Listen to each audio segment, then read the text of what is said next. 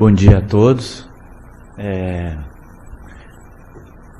Muito bom estar aqui com vocês hoje para a gente falar sobre esses assuntos que a gente vai acabar cada vez mais estudando e a gente vai ficando apaixonado, né, pela fisiologia do esôfago. E só para a gente comentar, no Congresso Brasileiro de Gastroenterologia que teve em Florianópolis agora em novembro, existia um congresso, dentro do congresso, que era só de motilidade. E a gente teve a oportunidade de estar lá com pessoas, né, bastante renomadas e convidados estrangeiros, e a gente conversou com eles e tirou algumas dúvidas. Só para a gente mostrar o que o Dr. Sagai e o Dr. Mal estavam falando, hoje em dia a gente tem livros só sobre o esôfago, sobre as implicações diretas dessas doenças na parte sistêmica. Antigamente, até eu pensava assim, né, o esôfago é só um tubo muscular, né, que conduz a comida da boca até o estômago, mas não é só isso. Então hoje a gente sabe que é muito mais que isso. Esse órgão realmente ele é mais complexo do que a gente imaginava. Então, para a gente comentar aqui com relação ao que há de novo na pH-metria e manometria, a gente vai falar um pouquinho sobre a impedanciometria. O que é a impedanciometria? A impedanciometria é a medida elétrica entre dois eletrodos, né? E quando ocorre a passagem de um bolo. Esse bolo que a gente fala pode ser deglutição ou refluxo. Como é que funcionaria isso? Aqui eu estou tentando resumir uma coisa que ela é bem complexa, mas é bem simples se a gente não complicar. Vamos supor que vocês imaginem que essa estrutura tubular seria o esôfago, certo? Essa diminuição no diâmetro seria a peristalse, e aqui seria o alargamento proporcionado quando o bolo está progredindo dentro do esôfago. Existe esse catéter ele tem os eletrodos, existe uma medida, né, de energia entre esses eletrodos, que seria essa impedanciometria, por isso medir. E o que ocorre? Quando ocorre a progressão desse bolo dentro do esôfago, ocorre o quê? O estiramento das camadas musculares, e essa energia, essa impedância, ela diminui. E depois se comparou, né, com a progressão anterior. Anteriormente, o que acontece? A impedância seria alta. Quando o bolo progride entre os dois eletrodos, a impedância fica baixa. Eles conseguiram colocar isso num gráfico, para a gente poder entender um pouquinho melhor. Então, existe aqui uma linha de energia. Quando o bolo chega entre os eletrodos, o bolo que a gente diz é comida, é refluxo, ocorre o quê? Uma diminuição da impedância e ocorre esse tipo de gráfico. Paralelamente, foi colocado também um gráfico de pressão para ver o que ocorre com a contração, com a peristalse. Ou seja, quando a peristalse está no máximo, o bolo já está, né, saindo do esôfago. Bom, isso tudo, essas ondas de impedanciometria, eles definiram. Esse tipo de onda seria de líquido, esse outro tipo de onda seria de gás, e esse tipo de onda seria misto, ou seja, gás e líquido. Isso tudo para poder interpretar o gráfico depois. Quando ocorre a deglutição, existe esse tipo de gráfico, como se fosse uma escada descendo. Quando ocorre o refluxo, é o contrário, como se fosse uma escada subindo. Então a impedância e o pH, o que é? É um catéter de impedanciometria associado a um probe de pH. Tá? Esse catéter ele permite medir a impedância, ou seja, ver se esse bolo que está subindo, ou descendo no caso, é gasoso, é líquido ou é misto, líquido e gás. A pH-metria, que fica no final desse catéter, serve para distinguir o quê? Se o refluxo é ácido ou não ácido. Por que não se fala mais refluxo alcalino? Porque se descobriu, né, que com as medidas de pH que a gente tem visto, a gente considera ácido todo o refluxo que é abaixo de 4. Mas existe um refluxo que fica entre 4 e 8. Esse refluxo é chamado fracamente ácido, não é alcalino. Então, os pesquisadores resolveram definir a não chamar mais o refluxo de alcalino. Vocês vão encontrar nos últimos trabalhos, é refluxo não ácido. Então, se vocês forem dizer, um refluxo não ácido, está se pesquisando um refluxo que antigamente era chamado de alcalino, mas também tem o fracamente ácido que está incluído nesse globo aí. Então, como é que funcionaria isso? Existem esses 7 canais de impedanciometria na sonda e um probezinho de pH que fica na mesma forma, se faz uma manometria, se identifica o esfíncter inferior do esôfago e se coloca esse probezinho de pH, tem que ficar a 5 centímetros do esfíncter inferior, de distância, como vocês estão vendo aqui. Então, esse probezinho de pH vai medir o pH e os eletrodos de impedância vão medir se ocorre refluxo, de acordo com aquelas ondas que a gente viu. Isso tudo é colocado num gráfico de impedância e pH-metria, onde a gente pode ver aqui que ocorre, né, o refluxo e aqui embaixo tem uma linha tracejada que seria a linha do pH 4. Aqui a gente está vendo um refluxo que ocorreu, foi abaixo do pH 4, né, foi em direção ao zero, então é considerado um refluxo ácido. Vou tentar mostrar para vocês isso aqui então, ó. Ocorreu o refluxo, certo? Ocorreu aqui a onda, né, do refluxo e o que aconteceu? Eu sei que é um refluxo ácido porque lá o meu probe de pH está medindo que foi abaixo de 4, está abaixo da linha tracejada. A impedanciometria tem uma vantagem muito grande que mede também o clareamento esofágico. O que é o clareamento esofágico? É a propriedade de defesa que nós temos do esôfago na deglutição de saliva. Essa deglutição de saliva, no caso, limparia ou clarearia o esôfago desse ácido ou desse refluxo não ácido que subiu. Então, muitas pessoas têm o refluxo, só que essa defesa do clareamento é muito grande nessa pessoa, como a gente vê em pacientes que têm hernia hiatal, que têm hipotonia do esfíncter, mas eles não têm sintomas.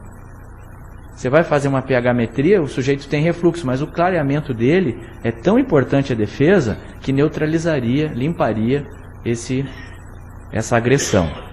Então, a impedanciometria vê esse tipo de clareamento. Então, aqui mais uma vez, mostrando o refluxo ácido, identificando que houve, né, um movimento retrógrado do bolo, né, e o pH caiu abaixo de 4. Aqui nós vamos ter um refluxo não ácido, né, houve um movimento retrógrado do bolo e vocês observem que a medida do pH ficou acima da linha tracejada, que seria o pH 4, então ficou acima de 4. Não dá para precisar se esse é fracamente ácido ou alcalino, então a gente diz que é não ácido.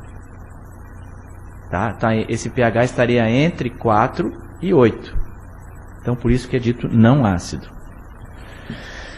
As indicações da impedância e pH-metria. Você tem muitas vezes um paciente que tem sintoma positivo, ele realiza endoscopia, realiza pH-metria e é negativo o exame. Mas esse paciente tem sintoma, então está indicado, né, a impedância e pH. Pacientes que têm sintomas atípicos e são supraesofagianos, como tosse, rouquidão, pigarro, né, e tem exames negativos. Ele vai lá, faz a endoscopia, não demonstra nada, faz a manometria, pH-metria, também não se acha nada, também se indica a impedância pH. E também, que é muito importante em grandes centros, que o pessoal tem usado muito, é a avaliação do tratamento realizado na doença do refluxo. Como a gente abordou aqui, a doença do refluxo ela é meio complexa. Antigamente se pensava assim, se eu fizer uma cirurgia, esse paciente vai ficar livre de doença. E a gente viu que nem em todos os casos acontece isso. O paciente faz a cirurgia ficou bem feitinha, ficou tudo certo, só que o paciente continua sintomático. Então, eles estão estudando, né, com a impedanciometria desses pacientes, a correlação, né, desse tratamento clínico com a eficácia do tratamento e do tratamento cirúrgico também. A gente, por exemplo, dá um inibidor de bomba para o paciente e a gente quer saber se realmente esse paciente, eu estou inibindo a acidez. E o que a gente tem visto? Como isso evolui, né? Que a doença do refluxo ela é muito mais complexa, porque quando eu dou inibidor de bomba para o paciente, eu não estou inibindo o refluxo em si, eu estou inibindo o pH. O paciente continua com refluxo, só que eu mudei o pH desse refluxo.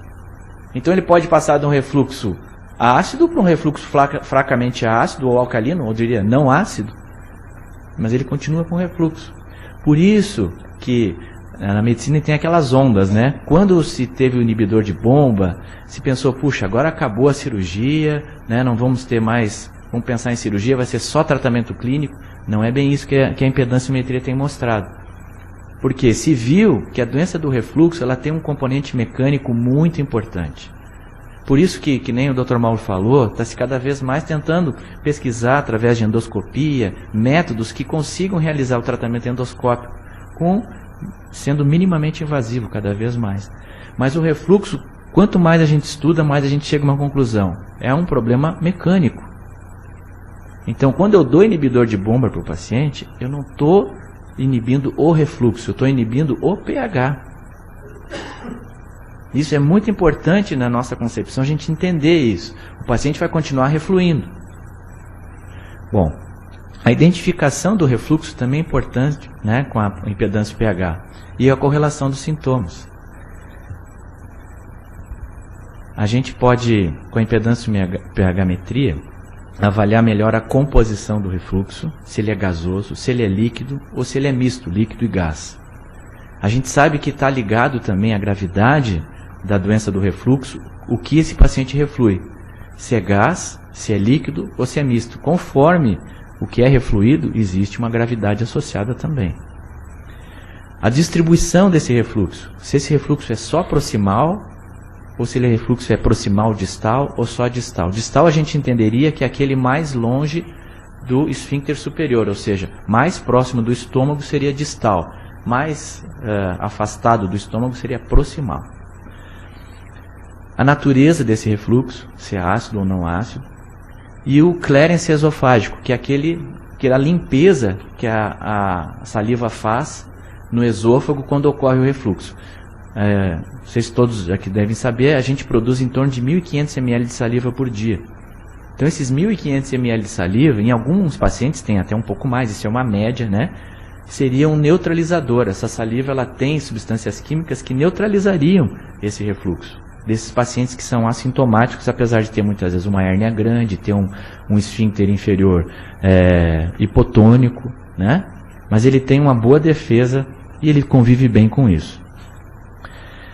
A impedância e manometria. Então a gente falou sobre a impedância e o pH, são dois tipos de impedância, a impedância e o pH e a impedância e manometria. A impedância e manometria, o catéter de impedância está associado aos sensores pressóricos de um catéter de manometria. Então, ele avalia o transporte de bolo também, baseado na mesma impedância elétrica da impedância pH, só que também ele avalia a amplitude da contração e avalia o peristaltismo, se esse peristaltismo do doente é saudável ou não. Tá? Então, a impedância manometria, aqui nós temos dois tipos de catéter já usados aqui no Brasil. Tá? Um catéter com 15 eletrodos e um catéter com 9 eletrodos. Por incrível que pareça, o de 15 está mais fino, né, hoje em dia do que o de 9, que é um catéter inicial, né, quando começou a se fazer a impedância manometria. Mas é interessante o que de a gente ver nesse gráfico. A gente consegue observar, nessas três primeiras aqui seria a medida da impedância. Vocês veem que ocorre a passagem do bolo, entra o bolo dentro dos probes de impedância, né? A gente vê que diminui a impedanciometria. Aqui embaixo nós temos os sensores pressóricos do catéter de manometria. Então a gente pode observar que conforme passa o bolo, quando ocorre o pico de contração máxima do esôfago, ou seja, quando essa onda chegou lá embaixo, junto ao esfíncter inferior, já ocorreu o quê? O clareamento, ó, esvaziou, voltou à impedância normal. Não continuou aberto esse canal aqui, mostrando que mesmo com a contração esofágica, continuava a impedância baixa. Então, esse aqui seria um indivíduo saudável.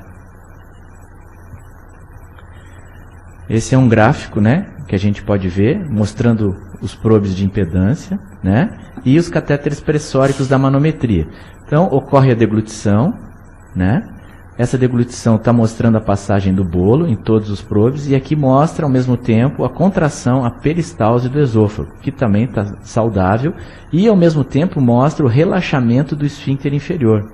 Olha como aqui, ó, no finalzinho do esôfago ocorre uma onda completamente normal e ao mesmo tempo ocorre o quê? Até um pouquinho antes o relaxamento do esfíncter esofágico inferior, que é essa zapeia aqui, é a zona de alta pressão do esfíncter inferior do esôfago, né? Então ocorre o relaxamento. Então ele estuda tudo, a deglutição, né, como que vai o bolo e como que funciona a parte manométrica, se esse esôfago está saudável manometricamente, e inclusive estuda o relaxamento, ou seja, a passagem desse bolo para o interior do estômago. Então a avaliação prática da impedância manometria, o que é? Né? É calcular os parâmetros numéricos, né, com relação à força dessa contração esofágica, a velocidade dessa propulsão do bolo alimentar dentro do esôfago, o tempo de trânsito que esse bolo fica dentro do esôfago, que é aquela onda que a gente mostrou, o clearance preciso esofágico, ele consegue mostrar a limpeza desse esôfago após passar, ocorreu o refluxo, aí mostra a onda do clearance esofágico, testa a função motora toda do esôfago associada ao relaxamento do esfíncter. Então, o que a impedância manometria nos traz? Ela nos traz principalmente indicar o tipo de cirurgia para aquele paciente, cada vez mais a gente vai ter isso, se aquele paciente tem que ter uma válvula mais apertada, menos apertada, né? Que tipo de cirurgia? Hoje a gente está procurando adaptar. Antigamente se adaptava o paciente à cirurgia, né? Todos aqui pegaram, logo que a técnica de Nissen o pessoal começou a fazer, era a melhor que tinha por vídeo, e aí foram vendo que os pacientes tinham problemas com disfagia, porque já tinham algum problema de condução esofágica, né? Problema manométrico já existia, e o paciente acabava ficando com disfagia, tinha que dilatar. Então, cada vez mais está tentando se fazer a cirurgia de acordo com a necessidade do paciente. Consegue classificar também as disfagias não obstrutivas. Ela avalia a ruminação. A síndrome da ruminação é uma coisa que é bem, né, acho que todos já pegaram no consultório, aquele paciente que diz que depois de que comer, sente que sobe alguma coisa, continua voltando o alimento na boca. Ele não tem sintoma de azia, mas volta até a boca o alimento. A eructação, aqueles pacientes que dizem que comem e ficam arrotando, né, depois da alimentação, uma coisa que incomoda muito esses pacientes.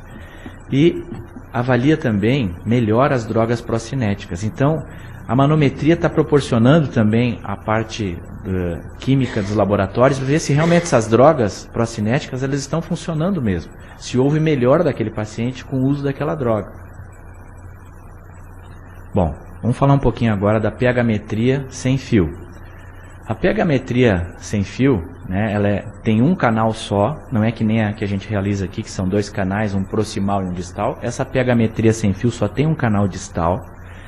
E ela é colocada através da boca do paciente, o doente engole, né, uma cápsulazinha que eu vou mostrar para vocês, e ela é posicionada. Primeiro o paciente faz uma manometria, descobre onde está o esfíncter. E esse probe de pH aqui, ele é colocado a 5 centímetros desse esfíncter. Então o paciente tem que fazer a manometria, mapeou o esôfago, sabe onde está o esfíncter, vai colocar esse probe a 5 centímetros do esfíncter inferior. Esse probezinho ele é colocado, então, o sujeito engole esse probe, tem uma escala nessa sonda ligada a esse probezinho. Ela chegou no local, ali a 5 centímetros, por exemplo, 35 centímetros, que é o local de colocação do probe de pH. Tem um sistema de sucção, né? Esse aparelhinho fica então grudado ao esôfago, ocorre um sistema de sucção, se suga a mucosa esofágica e se dispara esse dispositivo que prenderia esse probezinho. Isso tudo se desloca, toda essa parte lilás aqui se desloca, ficando só o verdinho preso à mucosa.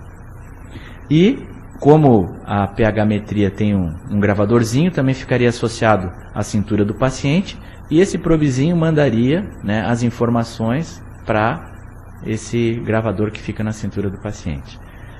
Isso aqui realmente é muito legal. Se vocês terem uma ideia, é o tamanho do aparelho, como é que é, mais ou menos do tamanho do nosso, que nós temos aqui de gravador, e aqui mostrando o probezinho que o paciente tem que engolir, tá?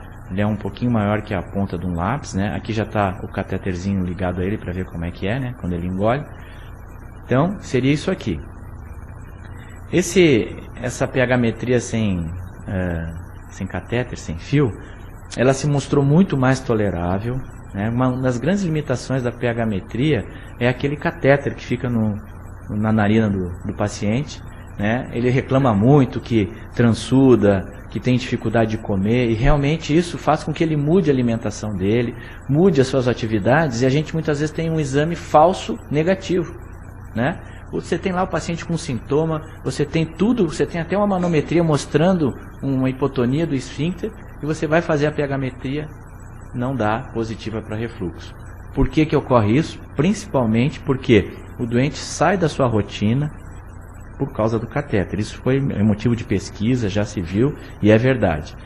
Então a pH-metria sem catéter mostrou que isso foi mais positiva, né? Em alguns casos que poderia ser negativo.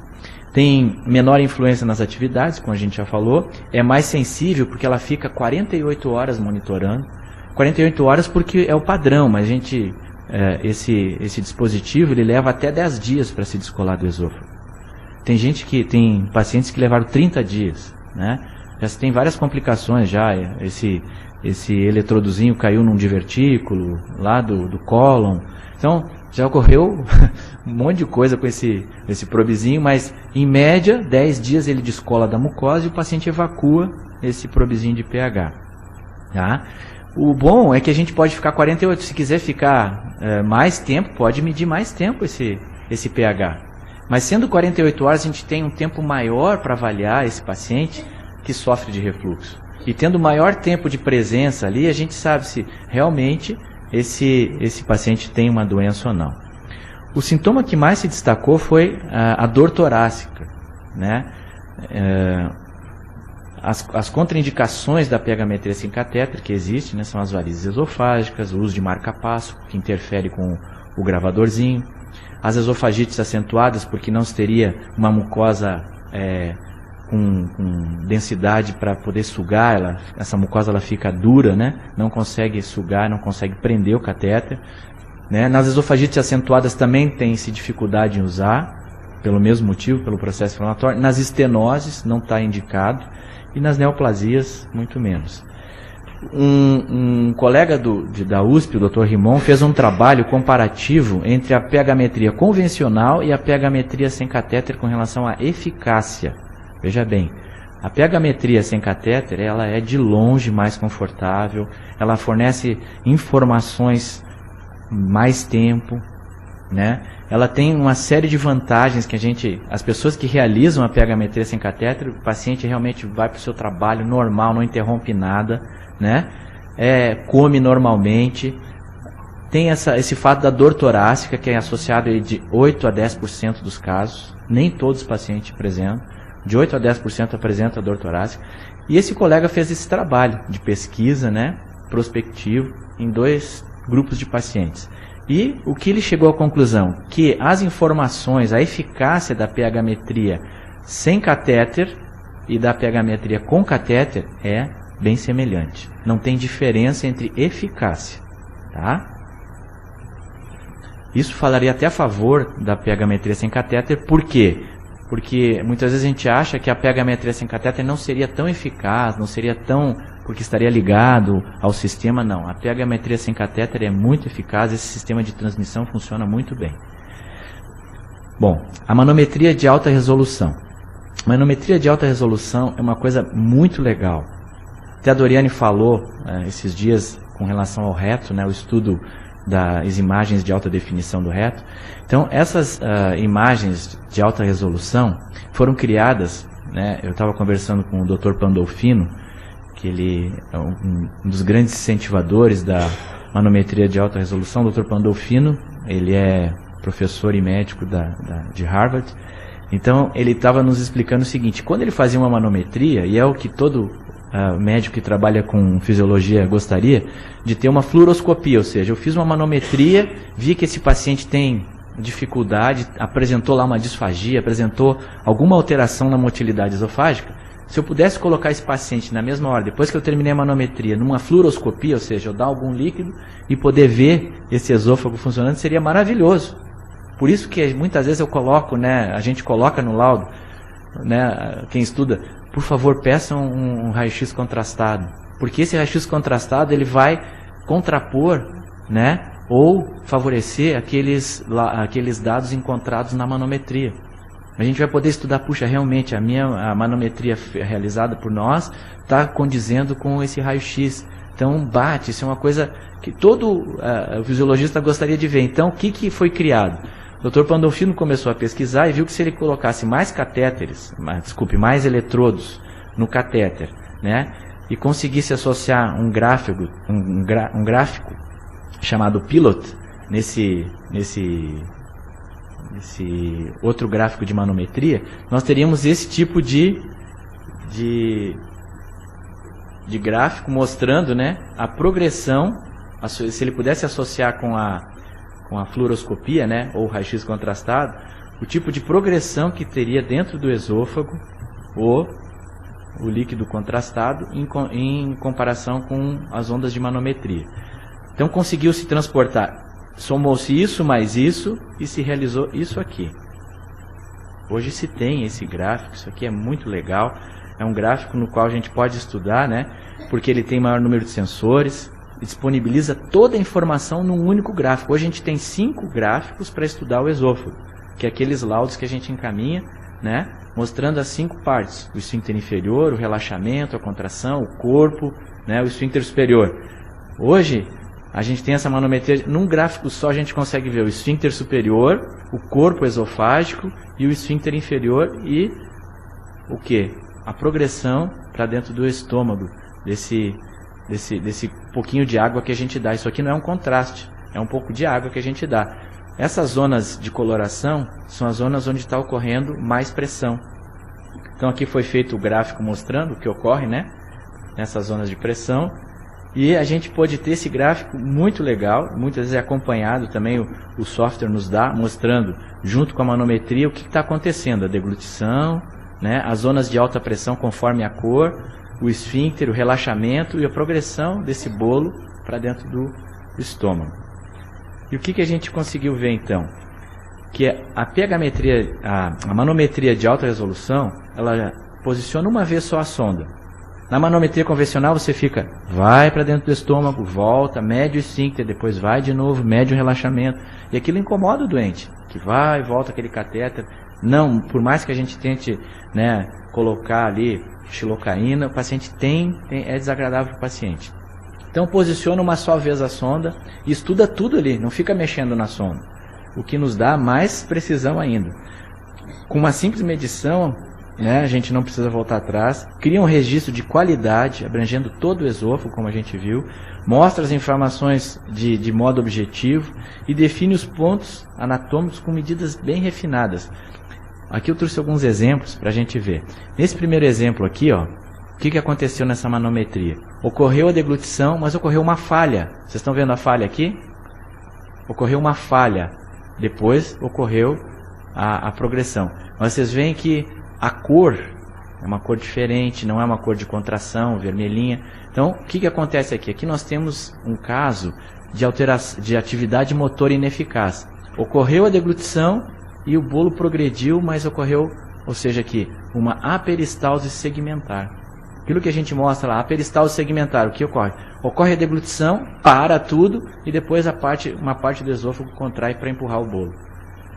Então, isso aqui é uma manometria de alta resolução mostrando essa falha na deglutição, uma aperistalse, né, uma aperistalse segmentar. Aqui mostrando um quebra-nozes. Então vocês veem que o paciente deglutiu e ocorre uma tremenda hipercontração no corpo esofágico, né, bem vermelho, mostrando o que é, né, a hipercontração do quebra-nozes. Aqui mostrando um espasmo esofágico difuso. O paciente engoliu, ele tinha espasmo esofágico difuso, mostrando vários picos de contração até passar para dentro do estômago bolo alimentar. E aqui mostrando uma acalásia, né? Nós temos a deglutição e não ocorre peristalse. O megaesôfago, ele não transmite nada. Então, seria uma aperistalse completa, né? Que pode ser encontrado na acalásia. A esofagomanometria de alta resolução associado a ultrassom de alta frequência. O ultrassom de alta frequência, né, está sendo cada vez mais utilizado para estudar as partes das paredes esofágicas, né? Essas paredes esofágicas se fez uma correlação com as doenças. Existem algumas doenças, né? Por exemplo, se viu que o esôfago em quebra-nozes, com o tempo pode evoluir para a acalásia. Que o espasmo esofágico difuso pode evoluir para a acalásia, porque esse espessamento ele chega a tal ponto que ele fica não funcionante. Com essa esofagomanometria associada à ultrassom de alta frequência, se pode ver também, além do espessamento, como funciona. A camada longitudinal, quando contrai, o que ela faz? Ela encurta o esôfago. E a camada circular, ela aperta. Então, esses dois movimentos que coordenam a peristalse. Uma encurta o esôfago e a outra aperta, empurrando o bolo em direção ao estômago. Então, esse ultrassom de alta frequência associado à esofagomanometria, né, serve para medir a espessura das camadas musculares e as doenças que provocam, né, disfagia, dor torácica, né. Atualmente só se tem laboratório de pesquisa, não está ainda disponível, né, no mercado essa tecnologia para a gente pedir de rotina. Mas o Mauro, que gosta muito de esofagite eosinofílica, Dr. Mauro, o colega que falou sobre esofagomanometria e ultrassom, diz que tem, assim, tem estudado bastante esofagite eosinofílica e ele tem percebido que existe um espessamento da parede, né, desses pacientes com esofagite eosinofílica, dificultando, causando essa disfagia. Que a gente antigamente não entendia como é que uma doença alérgica vai provocar disfagia. Que ele causa um espessamento tremendo nas camadas musculares, causando a disfagia. Isso é só um exemplo do que a esofagomanometria associada ao ultrassom de alta frequência pode fornecer de informações sobre doenças que a gente não conhece ainda. Até mesmo com relação à dor torácica, a progressão das doenças. Pô, o doente tem esôfago em quebra-nozes, ele pode evoluir para uma outra doença? Pode evoluir para a acalásia. Tem espasmo esofágico difuso? Pode evoluir? Pode evoluir para a acalásia. Então esse doente tem que ser seguido, tem que ser orientado. Ó, o senhor tem uma doença que pode no futuro causar uma disfagia mais severa. Conclusões, então. Então, a gente procurou resumir aqui um pouquinho. Então, a impedância pH, os pontos positivos. Quando você tem pacientes com sintomas positivos, a endoscopia é pH negativa, está indicado a impedância pH. Quando você tem sintomas atípicos positivos e você tem exames negativos, também está indicado a impedância pH. Está indicado a impedância pH na avaliação do tratamento, tanto clínico quanto cirúrgico. Está indicado a impedância pH para identificar o tipo de refluxo. Você quer saber que tipo de refluxo aquele doente tem. Se é ácido ou não ácido. E se ele é líquido, gasoso ou misto, né? Que é líquido com gasoso. Então, isso é muito importante, né? A gente poder gravar essas indicações. Com relação aos pontos negativos da impedância pH. Os custos, né? Nenhum plano ainda paga a impedância pH, né? E barateou bastante. No início, quando lançaram em São Paulo, esse exame estava cobrando R$5.000, hoje está R$1.500, tá? Mas é um custo alto para o paciente pagar. Nem todos os pacientes têm R$1.500 para fazer o exame. E a disponibilidade também é disponível ainda. Parece que em Curitiba estão colocando um aparelho, mas em Porto Alegre tem um aparelho, em São Paulo e no Rio de Janeiro. A impedância manometria. Ponto positivo, classifica melhor as disfagias, a gente pode entender melhor, né? E o ponto negativo, o custo também e a disponibilidade. A gente só tem 2 serviços, que é na USP em São Paulo, né, que tem impedância e manometria, e no Rio de Janeiro, no serviço da doutora Eponino. A pH-metria sem catéter, os pontos positivos, é mais tolerável, mais sensível porque fica mais tempo, menor influência nas atividades do paciente, isso também é muito importante para o estudo da doença. Só que tem pontos negativos, que são os custos. Esse exame não é barato, porque esse probezinho ele é colocado fora depois que o paciente evacua, que nem a cápsula endoscópica, né? Não vai dar para outro paciente aproveitar. A disponibilidade, por enquanto, né, não está disponível em todos os centros. São Paulo está disponível. Estão fazendo grande quantidade de exames, barateou bastante. Tem alguns serviços que virou rotina já, a pH-metria sem catéter pela alta procura, tá? E a eficácia é semelhante à pH convencional, que a gente já discutiu antes. A manometria de alta resolução, pontos positivos, ela é mais tolerável porque não fica movimentando o catéter, tem um registro de alta qualidade num gráfico só, com informações objetivas. Você consegue ver num gráfico só a progressão do bolo alimentar. Ponto negativo, os custos ainda não está disponível no Brasil. As conclusões com relação à esofagomanometria associada ao ultrassom, ele avalia muito bem as doenças motoras, inflamatórias e a sua relação com as disfagias. Os pontos negativos ainda não está disponível no nosso meio como rotina, então é só nos laboratórios de pesquisa. E uma conclusão importante, né, que a gente conversou bastante nesse encontro que a gente teve lá em Florianópolis, que é uma coisa interessante a gente trazer isso, né, que a pH-metria, a manometria convencional, ainda tem sensibilidade e resolutibilidade para a grande maioria dos casos. Então, de 80% a 90%. Então, vai demorar para a pH-metria, manometria convencional ser desbancada pelas novas tecnologias, pelo custo, né? A manometria ainda continua sendo um exame muito bem pedido, muito bem explorado, é um exame tranquilo. A pH-metria sem catéter está ganhando muito espaço no mercado, logo vai chegar. Eu acho que é uma coisa que a gente tem que pensar sobre isso. E com relação ao custo e à disponibilidade na grande maioria dos centros, a pH-metria e manometria convencional está disponível nesses centros que a gente viu. Até aqui nós temos na clínica, em vários outros centros, em Foz do Iguaçu tem também. Então, são exames mais difundidos.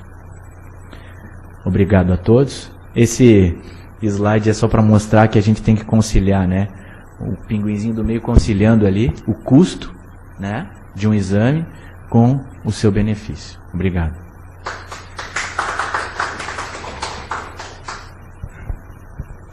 Vou pedir para o Nilson continuar ali. Eu vou abrir perguntas da plateia.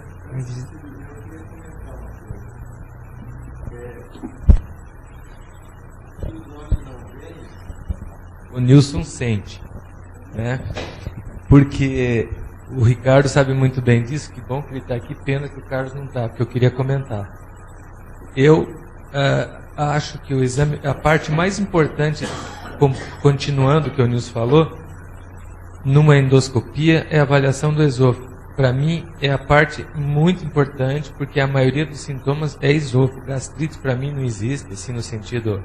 Existe, claro, né? Hiperacidez, existe gastrinemia, lógico. Mas assim, é uma coisa... eu acho que o esôfago, o endoscopista pode ver muito mais do que ele possa imaginar. A gente vê anel antirrefluxo, a gente vê palidez da mucosa, alargamento do cárdia, a gente vê espessamento, não vê, mas a gente vê as ondas terciárias na esofagite eosinofílica, as erosões longitudinais. A gente vê muito na endoscopia, e a gente vê poucos endoscopistas, né, Ricardo, que avaliam realmente o esôfago como deve ser avaliado pelo endoscopista. Então eu acho que o que os olhos veem e o coração não sente, o Nilson vai complementar. Agora, eu fico pensando que muitas vezes, desculpe, Nilson, tem muito artefato, né? Então eu queria ter um estudo comparativo com o que a gente vê, com o que existe no esôfago, e o que você encontra na pH-metria, na manometria, etc. Agora, eu queria te parabenizar, que realmente fez uma visão muito legal de tudo, foi muito legal, mas eu ainda digo que nós na endoscopia, esse ano talvez a gente vamos para tudo, fazer alguns pilotos para esse ano, e um deles eu gostaria que fosse o que a gente enxerga no esôfago e o que você enxerga no teu exame, porque eu acho que os cirurgiões sabem que a informação que o endoscopista dá, do tamanho de tudo que o endoscopista dá, é muito importante para o cirurgião. E aí ele vai avaliar se vai operar, se não vai operar, vai ver a clínica, vai ver as outras coisas, mas a gente diz o que tem, né? Não quer dizer que quando você fala que está largado, que tem isso ou aquilo, que tem que operar. Ele vai ver a clínica. Mas essa é a minha visão, que o que a gente não vê, você vê, né? Que é o algo mais, mas a gente tem que ver o que realmente é realidade, né? Porque você está usando máquinas e vendo coisas, né, que você a máquina está vendo teu olho, né? A questão daquela cápsulazinha desse tamanho assim, que a gente clipa no esôfago, eu vi muitos anos atrás, eu achei fantástico, eu queria trazer para a gente aquilo de tão bacana que é, né, que eu acho que aquele é fantástico, porque você ficar com catéter 24 horas, o outro você pode medir 10 dias até a pH da pessoa, né, é maravilhoso. E há 2 anos eu trouxe a impedanciometria, eu te ofereci um filme, esqueci de te dar, que tem um filme mostrando, muito ilustrativo, e que eu acho que a impedanciometria também é outro caminho que nós temos que chegar, porque ele é mais efetivo do que a pH somente e a mano, né? E hoje não dá para operar sem mano, né? Eu acho que são essas coisas que a gente tem que preparar para a cirurgia. E a gente tem um levantamento de mais de 1000 casos operados e a gente só está precisando de tempo e paciência e rever esses casos para a gente ter uma conduta, talvez esse ano a gente consiga fazer isso, para ter uma conduta mais efetiva na doença do refluxo, porque foi aquele boom, né, com a endoscopia por videolaparoscopia, e aí acabaram se fazendo coisas até a mais. E alguns prejuízos para o paciente, mas muitas soluções, são excelentes soluções. Então a minha visão é que o endoscopista tem que dar informação, até quanto mais informações ele der, melhor, e ele tem condições disso. O Propofol atrapalha um pouco na hora da avaliação desse cardio, etc. Mas eu acho a parte mais importante de uma endoscopia é a avaliação do esôfago e do cardio. Eu queria que a Doriane comentasse um pouquinho do paralelo entre o que o Dr. Nilson comentou sobre o esôfago, da fisiologia, da manometria, em relação à pelve, ao reto, porque eu acho que o que o Dr. Mauro comentou assim é fundamental. Porque nós que estamos na ponta de cirurgia, a gente vê as consequências, mas a causa está ali onde o Nilson está estudando, onde a Doriane está estudando, e hoje a gente opera hemorroida, né, fissura, fístula, obstipação, diarreia, aquele ânus todo estragado. E quando faz o estudo manométrico, vê um monte de problemas que levou aquilo. Hoje a gente opera esofagite, Barrett, hérnia, um monte de coisa, mas lá atrás está tudo aquilo que o Nilson comentou, né? E hoje a gente tem vários órgãos que a gente não consegue fazer um estudo fisiológico completo: o estômago, a vesícula, o pâncreas, o delgado, o cólon. E a fisiologia está hoje muito avançada, não, está bem avançada no reto e no esôfago, né? Mas tem outras partes cegas dentro da nossa área que com certeza o que a gente está fazendo está longe do ideal e longe né, de resolver os problemas do paciente. Então eu só queria que a Doriane comentasse um pouquinho esse paralelo entre esses dois extremos, esôfago e ânus e reto. Queria te parabenizar, Nilson, obrigada pela palestra, foi deveras ilustrativa. E, assim, quando o Dr. Mauro falou que na endoscopia é muito importante se ver a parte do esôfago e que muitas vezes essas gastrites que se vê realmente não é a causa, né? Rapidamente eu fiz um paralelo, que realmente essas retites que muitas vezes a gente vê, ou até mesmo quando você faz uma endoscopia via baixa, que você não vê nada, isso não quer dizer que não exista nada ali atrás, né? Então existe toda essa parte muscular.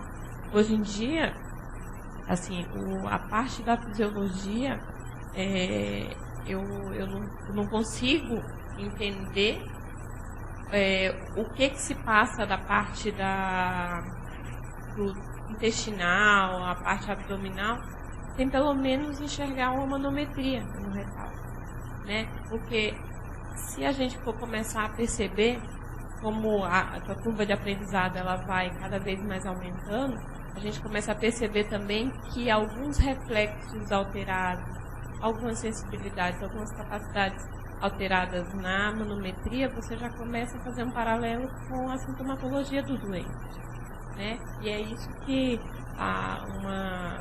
as últimas teses, elas estão querendo demonstrar exatamente essa parte intestino irritável, de dispepsia funcional, associada à manometria, né? Então provavelmente deve vir alguns estudos novos. E então eu acho fantástico esse paralelo, inclusive essa manometria de alta definição, né, de high definition, e realmente ela faz uma menção de como se dá toda essa parte de fisiologia. E existe um aparelho que eu vi em 2009 lá no Exner, que ele faz a medição das ondas peristálticas, que vai do esôfago, do estômago e a parte do duodeno. Vamos ver se isso aí, os estudos estão demonstrando que isso está melhorando. Mas é uma coisa bacana, porque é uma cápsula que você ingere e sai fazendo as mensurações das ondas peristálticas do estômago, do duodeno e do delgado, coisa que a gente não consegue acessar muito facilmente. Acho que o Dr. Tomás quer falar alguma coisa. Bom dia a todos. O Nilson, realmente você se tornou um grande estudioso do esôfago e se tornou um entusiasta, sabe, desse tema. E se realmente esse seu entusiasmo, eu acho que com certeza contagia todo mundo. Parabéns. Então eu queria te perguntar o seguinte, em relação ao esôfago de quebra-nozes, que tipo de abordagem terapêutica você teria para oferecer ao paciente? Você tem o diagnóstico. E hoje, atualmente, o que você pode oferecer de melhor para ele?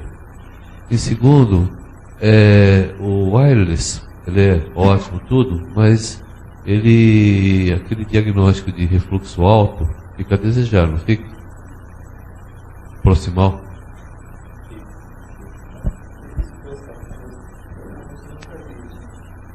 Na verdade,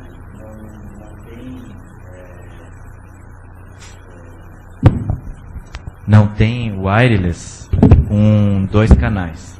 Só tem o wireless com canal distal. Teria que colocar um outro preso aqui na parte superior, e essa parte superior do esfíncter, ele é extremamente sensível. Tanto é que quando a gente está terminando o exame de pH-metria, ocorre uma sensibilidade muito grande do doente. Nessa região a gente tem que passar meio rápido, senão o doente acaba tendo o reflexo do vômito. Então, acho que por isso que eles já não colocaram nessa região ainda. Então não tem, né, e não tem perspectiva de se ter um estudo proximal ainda de wireless. Mas o estudo distal, ele nos diz bastante, né, com relação ao refluxo. Por quê? Uma coisa que a gente sempre coloca na pH-metria. O refluxo, ele ocorre, para ele ocorrer proximal, ele tem que passar pelo distal. Então você tem que, para ter um refluxo positivo no proximal, você vai ter que ter primeiro ele passando no distal, porque não existe, a gente só medir um refluxo proximal sem ele ter passado. Ele pode ter um distal fisiológico com um proximal patológico. Isso acontece. Aquele refluxo fisiológico ocorreu, né?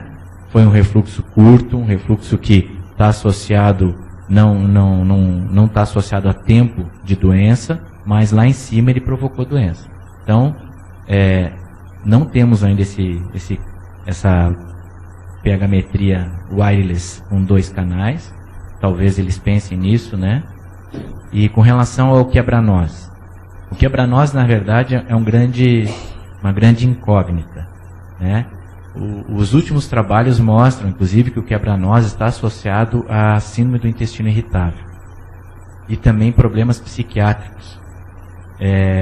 Os problemas psiquiátricos que a gente coloca não são aqueles, são problemas de ansiedade, distúrbio de dificuldade do paciente em manobrar com os problemas diários, né? Então, esses distúrbios psiquiátricos estão associados ao quebra-nozes. Então, o tratamento em si do quebra-nozes, não se tem nenhuma medicação ainda de, você vai usar isso para o quebra-nozes e vai resolver. Alguns bloqueadores de canal de cálcio ajudam, porque diminui a hipercontratilidade. Mas não tem nada ainda na literatura dizendo que tem que ser usado bloqueador de canal de cálcio. Então, o quebra-nozes, como o espasmo esofágico, né, são doenças que estão sendo bem mais estudadas agora com a esofagomanometria de alta resolução e a esofagomanometria associada ao ultrassom. Então, está se estudando mais o que se pode fazer para diminuir esse espessamento. Se esse espessamento é inflamatório, se esse espessamento, qual é a causa desse espessamento muscular que provoca tanto o quebra-nozes como provoca o espasmo esofágico. Então, não tem uma medicação precisa, OS. O que os autores colocam é que o uso de bloqueador de canal de cálcio com parcimônia, com dose pela metade, monitorando esse doente, porque se esse doente for normotenso, o bloqueador de canal de cálcio pode fazer com que ele até tenha uma síndrome hipotensiva, então tem que cuidar, então tem que fazer um monitoramento. Que eles aconselham metade da dose do bloqueador de canal de cálcio para tratamento, tanto do quebra-nozes quanto do espasmo esofágico. Eu queria abrir uma última pergunta da plateia, pessoal que tem alguma pergunta, questionamento, senão eu vou pedir 5 minutos, que eu quero falar algumas coisinhas. Alguém quer falar alguma? Só para... Eu acho assim que é muito importante a gente ficar com uma visão, né, que todo aquele paciente que apresenta esofagite, ele já apresenta esofagite no exame de endoscopia, por isso que o Dr. Mauro colocou, é muito importante. Ele já apresenta esofagite na endoscopia. Então, provavelmente, esse paciente tem refluxo ácido ou não ácido, né? Então, já tem refluxo definido. A manometria é essencial nesse caso, é essencial, porque é o provável paciente é candidato à cirurgia. O que a gente tem visto também? Aumentou bastante a indicação de cirurgia nos pacientes jovens. São os pacientes que, teoricamente, mais se beneficiariam. Mas tem uma população idosa que está morrendo bastante nos Estados Unidos e aqui também, que é aquela morreu dormindo, né, por aspiração. Então, essa visão é uma coisa importante. 30%. Essa visão é uma coisa importante, a gente tem que ter. Porque eu fiquei com uma visão muito, assim, focada nesse último congresso, que a doença do refluxo é um problema mecânico. O inibidor de bomba, por melhor que ele seja, continua, mesmo você dando inibidor, esse paciente continua refluindo. Isso é uma coisa que é bom a gente pensar.